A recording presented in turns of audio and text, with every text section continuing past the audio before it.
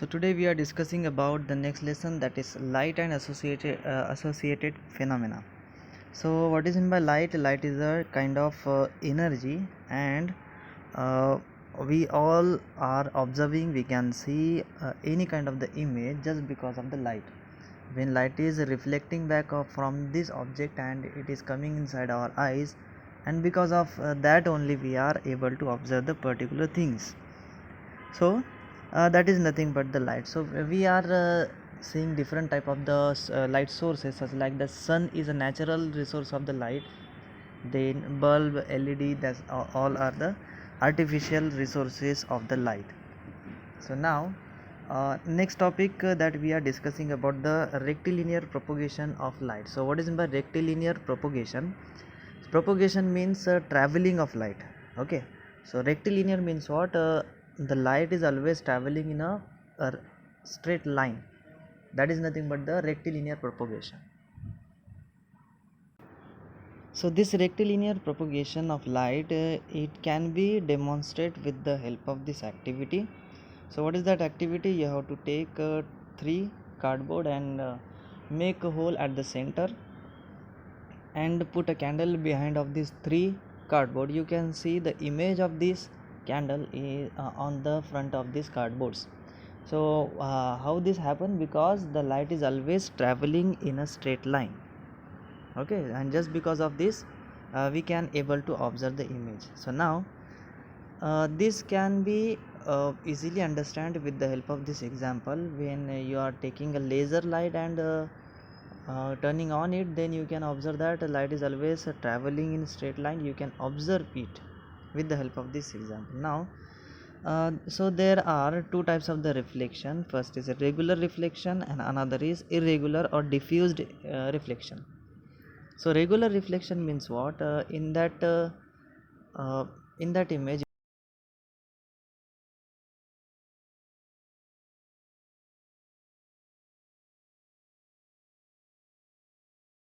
the waves, water is very clear. So in that image, the surface created by the water is a clear surface, or we can say that a regular surface.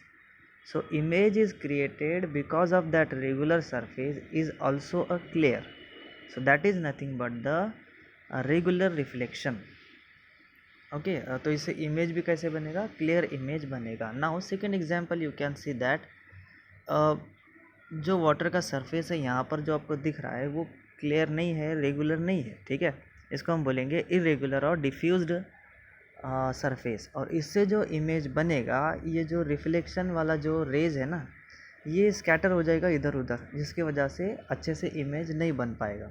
और इसी को हम बोलते हैं irregular reflection or diffused reflection. So I hope all of you are understanding. So on regular reflection, what actually happens? The light rays are reflecting very easily and in a particular way. But in irregular surface, what happens? The light is scattering all over the direction, and because of that, the image is not clear. Okay. So now next topic is that terms used in the reflection of light. So you have to understand with this example. Firstly, understand the diagram. The light is coming inside or on a particular medium. Then coming ray of light is nothing but the incident ray.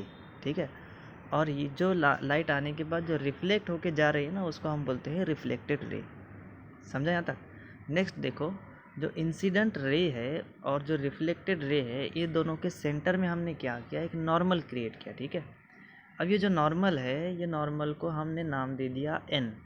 तो अब ये क्या करेगा? दो angle बनाएगा. पहला जो angle बनेगा वो बनेगा PQN. इसको हम बोलेंगे एंगल ऑफ इंसिडेंस. ठीक है, ऐसे हम इसको इंडिकेट करते हैं. देन जो दूसरा एंगल बन रहा है वो बन रहा है हमारा RQN. ठीक है, तो ये जो एंगल है इसको हम बोलते हैं एंगल ऑफ रिफ्लेक्शन. इसको डिनोट हमने किया R से. सो स्नेल्स लॉ बोल के कंसेप्ट है, जिसमें हमने क्या देखा कि angle of incidence is always equal to angle of reflection. ठीक है, सो ये एक लॉज ऑफ रिफ्लेक्शन में भी आता है कि angle of incidence is always equal to angle of reflection. So I hope you all of you are understanding. Next is that the incident ray, reflected ray and the normal, all these are lie in the same plane. So that is the second law of reflection. Okay, so I hope all of you are getting this reflection of light, laws of reflection. Now second concept is that a real and virtual image.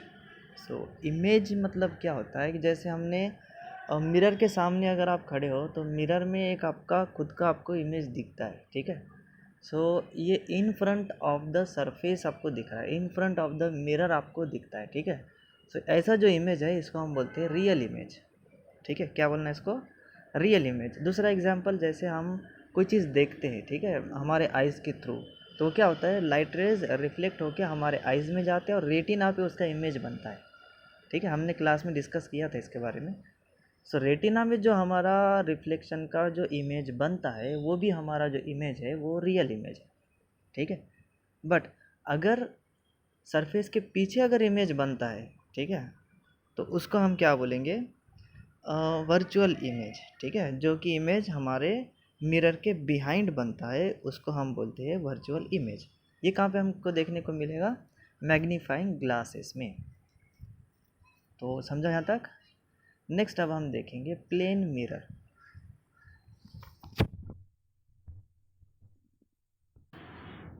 तो plane mirror क्या होता है?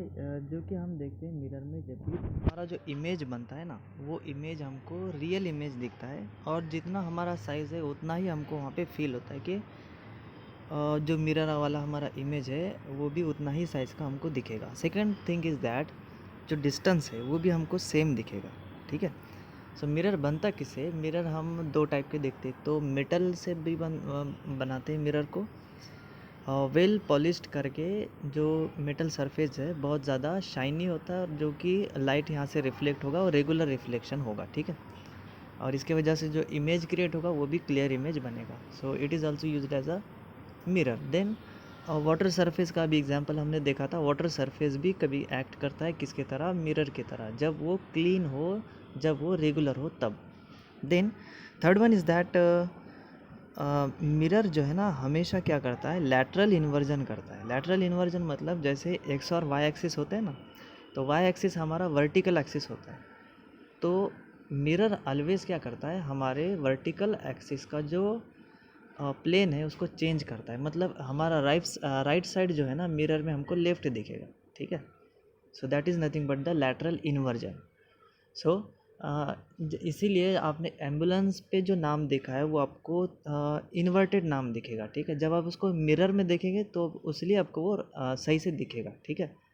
तो इसीलिए ambulance पे क्या करते हैं कि लैटरल इन्वर्टेड नाम उस पर लिखते हैं। जब भी कोई एम्बुलेंस को पीछे देखेगा कार के मिरर में तो उसको सही से दिखेगा, ठीक है। उसी वजह से उसको जो लैटरल इन्वर्टेड नाम जो है एम्बुलेंस पे रखा जाता है। So I hope you are understanding it. Now characteristics of the image created because of the mirror are: image is upright or erect. Then second one, image is a plane. Mirror on the plane are same size as the object. Then image form is always virtual. Then distance of the object is front of the mirror is equal to distance of the image form in the mirror. मतलब जो distance है वो same रहेगा, ठीक है। So that is all nothing but the plane mirror.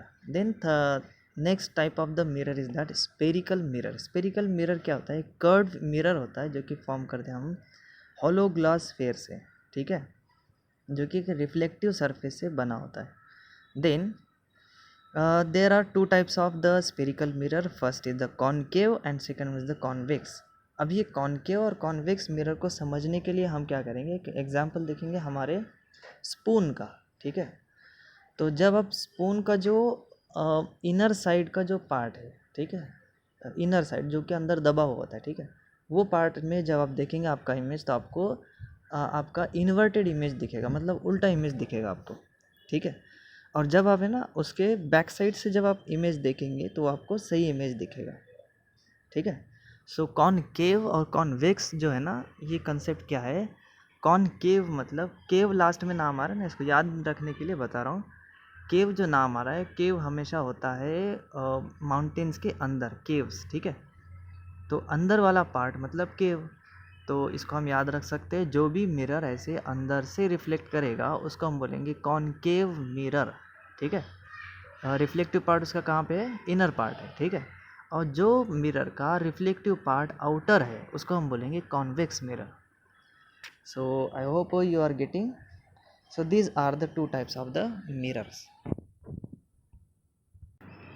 You can betterly understand with the example that is the concave mirror। यहाँ पे क्या हो रहा है, जो लाइट रे आ रहे हैं वो क्या होंगे, एक पॉइंट पे मर्ज हो जाएंगे, ठीक है। और इसको हम बोलते हैं प्रिंसिपल फोकस, एफ उसको नाम दिया हमने।